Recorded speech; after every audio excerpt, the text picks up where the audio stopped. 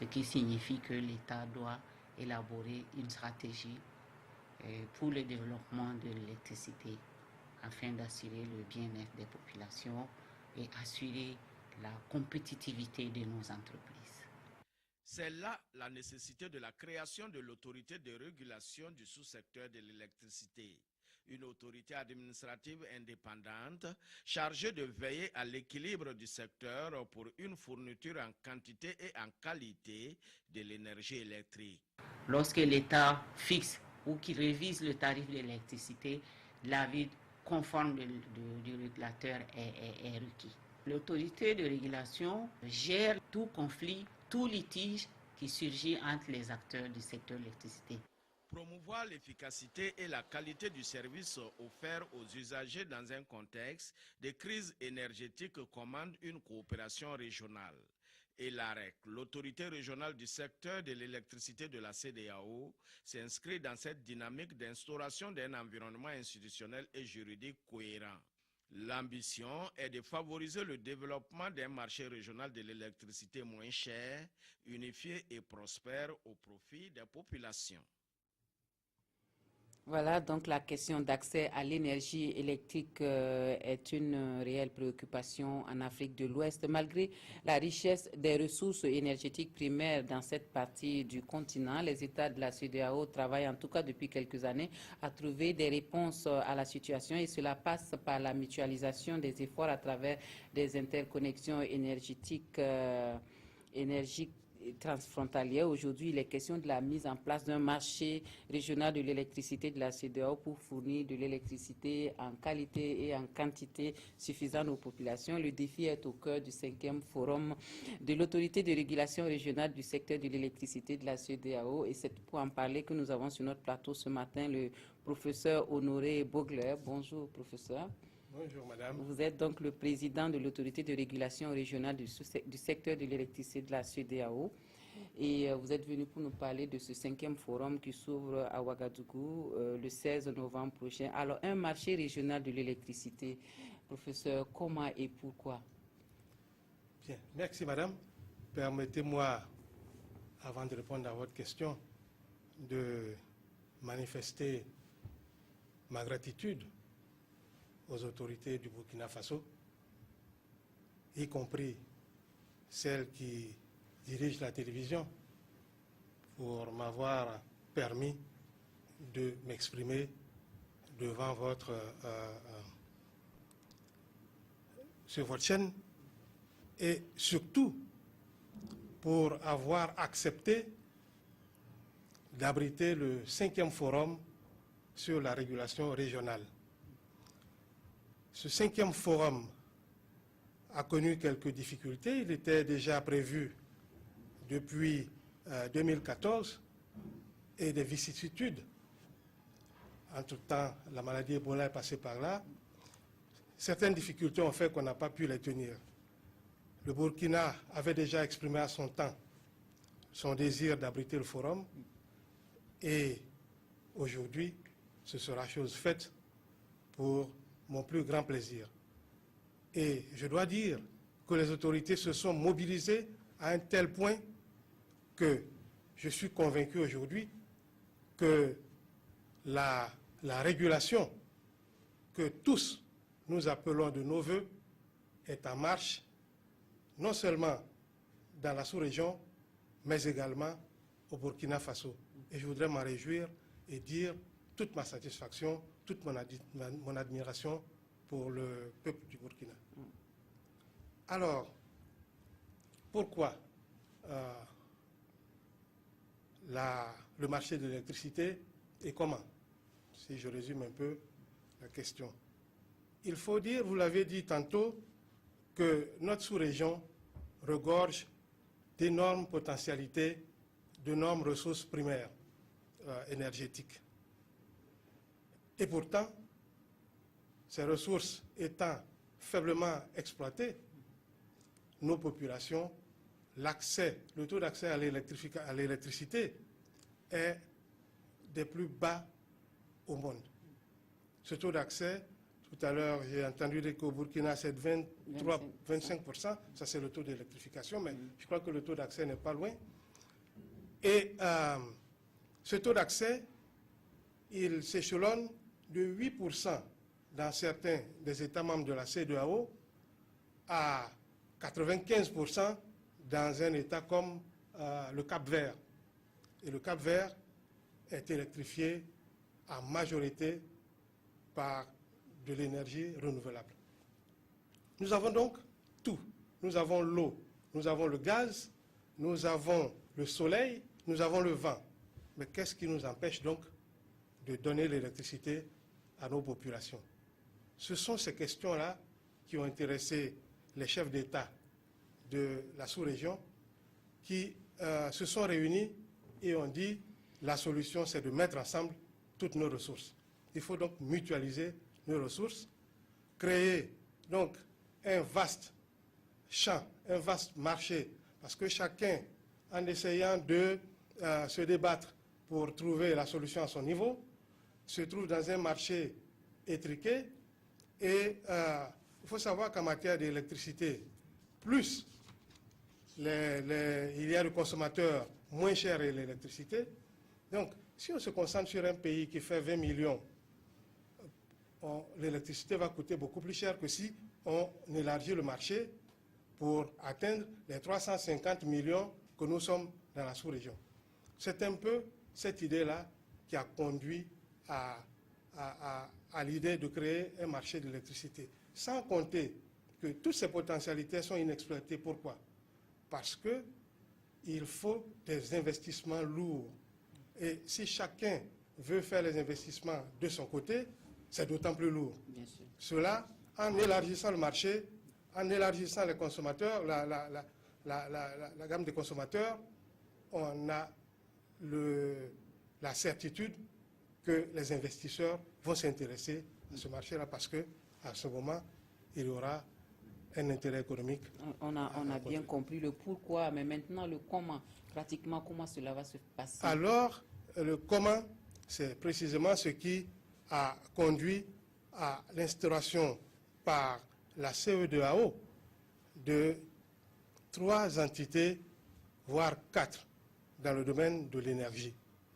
La CEDEAO a commencé d'abord par poser un principe à travers un texte fondateur qui est le protocole sur l'énergie. Et c'est ce protocole-là qui dit qu'il faut qu'on mette ensemble nos sources d'énergie, qu'on les exploite et qu'on instaure une concurrence de façon à ce que l'électricité soit produite au moindre coût et au bénéfice des populations. Ce faisant, l'idée, c'est de créer ce vaste domaine où il n'y a pas de frontières avec le principe sacro-saint de la liberté de transit du flux d'énergie. On peut, en étant au Burkina, décider d'acheter son électricité au Nigeria ou au Ghana ou en Côte d'Ivoire, dès lors que les infrastructures de transport le permettront et dès lors que les infrastructures de production auront été développées pour mettre à disposition l'énergie de l'endroit où on le produit vers l'endroit où on le consomme. Alors, j'imagine que pour mettre en place un tel projet, il faut beaucoup d'harmonisation dans les textes. Exact. Et comment cela va se passer? Alors, c'est pour cela que dans ce forum, nous avons prévu 4 sessions. La première session, précisément, traitera de la question d'harmonisation des règles et des législations dans nos différents États. Parce qu'un marché régional ne peut être viable, ne peut fonctionner que si les principes qui gouvernent ce marché se retrouvent au niveau national, de façon à ce qu'on parle tous le même langage et que les règles, également les règles techniques, soient harmonisées et permettent donc le transit du flux d'un endroit à l'autre à travers les interconnexions. Et quand on tient compte, professeur, de la disparité entre les marchés nationaux, est-ce que tout le monde va trouver son compte dans ce vaste marché-là? Quand on prend un pays où le taux d'accès est très faible, 8% comme vous l'avez dit, comparé à un pays où le taux d'accès est à 95%, comment faire de façon à ce que tout le monde trouve son compte sans qu'il y ait de frustration? Bien, c'est pour cela la CEDEAO, nos chefs d'État d'abord, et la commission de la CEDEAO, plus les agences et institutions qui ont été mises en place, en ont bien pris conscience. Donc le marché a été conçu pour grandir de façon progressive, pour tenir compte justement de la disparité dans les systèmes électriques de notre sous-région. De sorte qu'on a prévu cette montée en puissance du marché en 3 phases. Une première phase où on tient compte des rapports bilatéraux entre États. Cela va continuer pendant un certain temps. Pendant ce temps, les États sont appelés à se mettre en conformité, à harmoniser leur législation, à les mettre en conformité avec ce que nous tous nous souhaitons. Une directive a d'ailleurs été prise en ce sens en 2013 par la CEDEAO qui invite les États membres à mettre en place toutes les structures et toutes les législations nécessaires. Et parmi celles-là, il y a effectivement l'institution d'un régulateur indépendant. Professeur, est-ce qu'on a l'assurance que les capacités actuelles de production sont suffisantes pour satisfaire la demande de toute la sous-région? À l'heure actuelle, non. C'est pour cela que vous avez des délestages dans la plupart de nos États. Mais à brève échéance, à court terme, il n'y a aucune raison qu'on n'arrive pas à cet objectif. C'est l'objectif que nous poursuivons. Développer suffisamment la production, et ça, développer et la production, les infrastructures de production et les infrastructures de transport. Parce que si l'énergie est produite, il faut encore qu'on puisse la mettre à disposition des consommateurs. Et ça, c'est le WAP qui s'en occupe. Il faut développer également le mix énergétique. Il ne faut pas seulement produire à partir des sources d'énergie fossiles.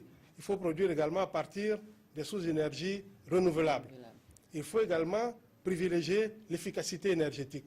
Ça, c'est ce qui a été confié au Centre d'études sur les énergies renouvelables et l'efficacité énergétique qui est basé à Praia. Maintenant, il ne peut pas avoir de marché sans un arbitre. Cet arbitre-là, qui doit regarder les règles, approuver les règles, gérer les contentieux du marché, les litiges, cet arbitre-là, c'est l'autorité de régulation.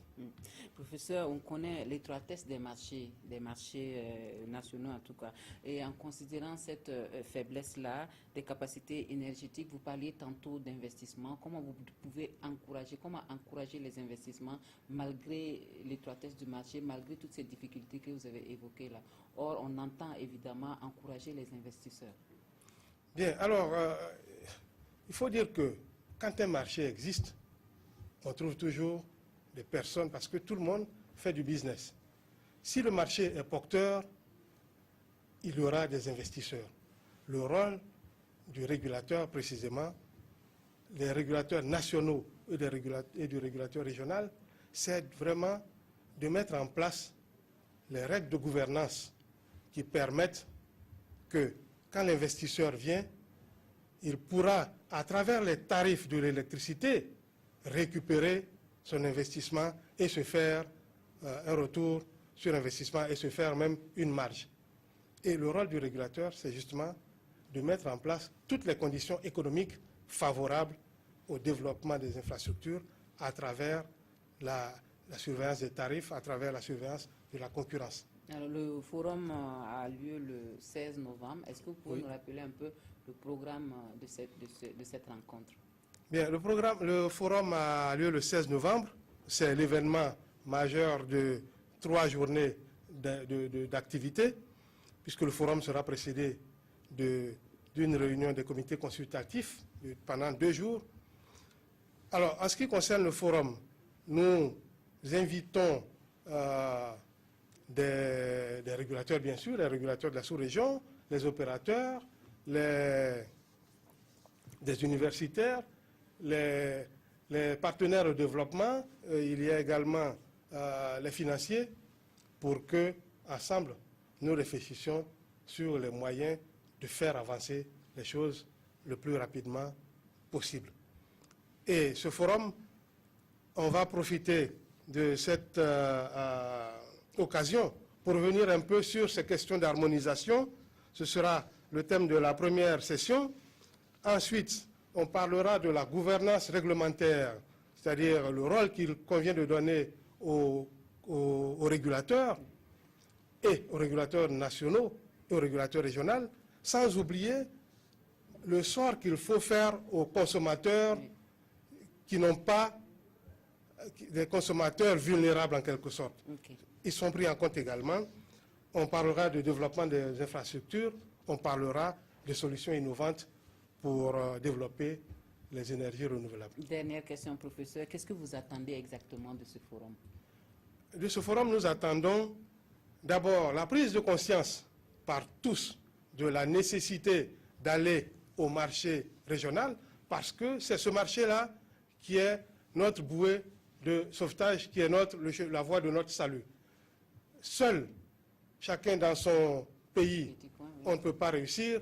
Tous ensemble, nous serons plus forts. Merci, professeur Honoré Bogler, d'être venu sur notre plateau pour nous parler du 5e forum donc, de l'autorité de régulation régionale de l'électricité de la CEDEAO, un forum qui aura lieu le 16 novembre prochain à Ouagadougou. Vous restez avec nous.